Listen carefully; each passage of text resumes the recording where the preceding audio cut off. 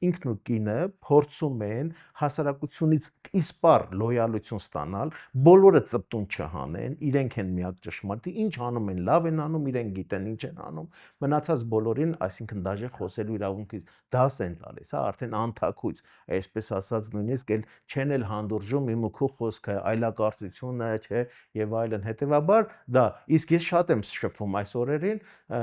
ասեմ ձեզ, գործարար մի խավ կա, որոնց վախ